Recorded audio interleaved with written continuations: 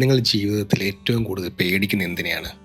ഇടി, മിന്നൽ, മഴ, അതോ ആന, പുലി? എന്താണ്? എന്നാൽ ഇതിനെ ഒന്നും പേടിക്കാത്ത പലരും പേടിക്കുന്ന ഒന്നാണ് ഏകാന്തത.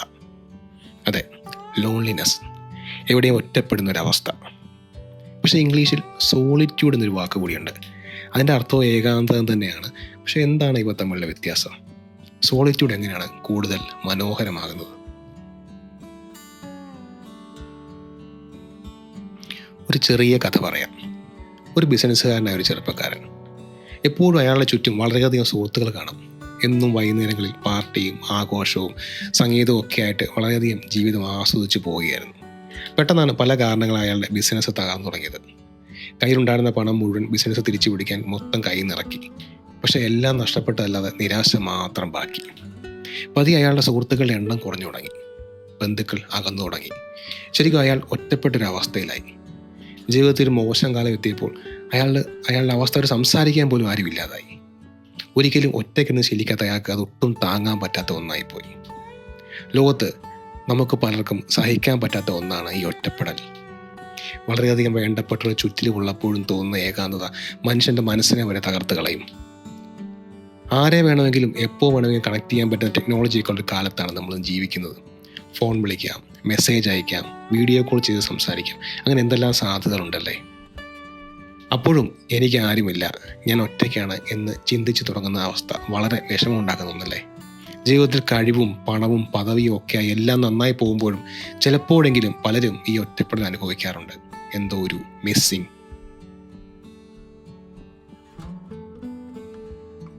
സന്തോഷം എന്ന് പറയുന്നത് ബന്ധങ്ങളിൽ നിന്നും സംസാരങ്ങളിൽ നിന്നും കൂട്ടായ്മകളിൽ നിന്നും ആഘോഷങ്ങളിൽ നിന്നുമൊക്കെ കിട്ടുന്ന ഒന്ന് മാത്രമാണെന്നാണ് നമ്മൾ കേട്ട് പഠിച്ചു വെച്ചിരിക്കുന്നത്.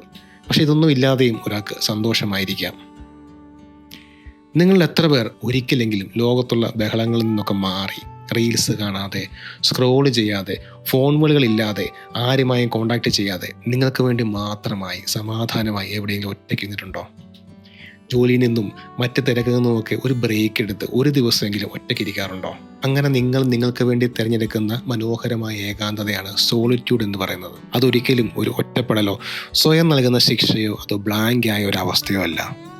പക്ഷേ ഈ അവസ്ഥയിൽ ഇരിക്കുക ആദ്യം അത്ര എളുപ്പമല്ല. ആദ്യമൊക്കെ മനസ്സ് നിറയെ ചിന്തകളായിരിക്കും.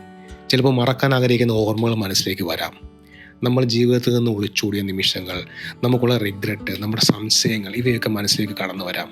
പക്ഷെ പതിയെ നമ്മുടെ യഥാർത്ഥ പ്രശ്നങ്ങളെ മനസ്സിലാക്കാനും അത് എന്തെങ്കിലും മാറ്റങ്ങൾ വരുത്താൻ നമുക്ക് മാത്രമേ കഴിയുകയുള്ളൂ എന്ന തിരിച്ചറിവ് കൂടി തോന്നാൻ ഈ സോളിറ്റ്യൂഡ് നമ്മളെ സഹായിക്കും. കാരണം ഇരുട്ട് എന്താണെന്ന് അറിഞ്ഞാൽ മാത്രമേ പ്രകാശത്തിൻ്റെ ആവശ്യം മനസ്സിലാകൂ. സോളിറ്റ്യൂഡ് എന്ന് പറയുന്നത് സെൽഫിഷായ ഒരു അവസ്ഥയല്ല. ഇതൊരു സെൽഫ് റെസ്പെക്റ്റിൻ്റെ ഒരു ഹയസ്റ്റ് ഫോമാണ്. എനിക്കാരുടെയും സഹായം ആവശ്യമില്ല, എൻ്റെ കാര്യം നോക്കാൻ എനിക്കറിയാം എന്ന് പറയുന്ന ഒരു അവസ്ഥയല്ല ഇത്.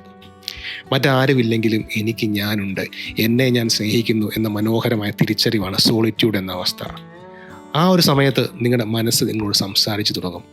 ആൾക്കൂട്ടമല്ല നിങ്ങളുടെ ജീവിതം തീരുമാനിക്കുന്നതെന്ന് നിങ്ങൾക്ക് മനസ്സിലായി തുടങ്ങും. അപ്പോൾ മറ്റുള്ളവരുടെ പിന്നാലെയുള്ള സ്നേഹത്തിനും സഹതാപത്തിനുമുള്ള യാത്ര നിങ്ങൾ അവസാനിപ്പിക്കും. അതുപോലെ ലോകത്തെ മനോഹരമായ പല കാര്യങ്ങളും സംഭവിക്കുന്ന ഏകാന്തതയിലാണ്. ശ്രീബുദ്ധന് എൻലൈറ്റൻമെന്റ് ഉണ്ടായത് ഏകാന്തതയിലാണ്. ബീഥോവന്റെ മനോഹരമായ സിംഫണികൾ ഉണ്ടായത് ഏകാന്തതയിലാണ്. ഒരു എഴുത്തുകാരൻ അയാളുടെ മനോഹരമായ കവിത എഴുതുന്നത്, അതുപോലെ ഒരു ചിത്രവരക്കാരൻ അയാളുടെ മനോഹരമായ ചിത്രം വരയ്ക്കുന്നത്, ഇതൊക്കെ ഏകാന്തതയിലാണ്. ഏകാന്തതയിലാണ് സർഗാത്മകത സംഭവിക്കുന്നത്. ക്രിയേറ്റിവിറ്റി, സ്പിരിച്വാലിറ്റി ഇവയൊക്കെ ജന്മം കൊള്ളുന്നത് ഒറ്റയ്ക്കിരിക്കുമ്പോഴാണ്. അതുകൊണ്ട് അടുത്ത തവണ നിങ്ങൾ ഒറ്റയ്ക്കിരിക്കുമ്പോൾ നിങ്ങളുടെ സൈലൻസ് ഇല്ലാതാക്കാൻ പെട്ടെന്ന് തിരക്ക് കൂട്ടരുത്. അതിനൊപ്പം ഇരിക്കുക, അത് ശ്രദ്ധിക്കുക, അതിൽ നിന്ന് പഠിക്കുക. കാരണം ആ സൈലൻസിൽ നിങ്ങൾ കേൾക്കാൻ കൊതിച്ചിരുന്നൊരു ശബ്ദം ചിലപ്പോൾ കേൾക്കാൻ കഴിഞ്ഞേക്കും. നിങ്ങളുടെ സ്വന്തം മനസ്സിൻ്റെ ശബ്ദം.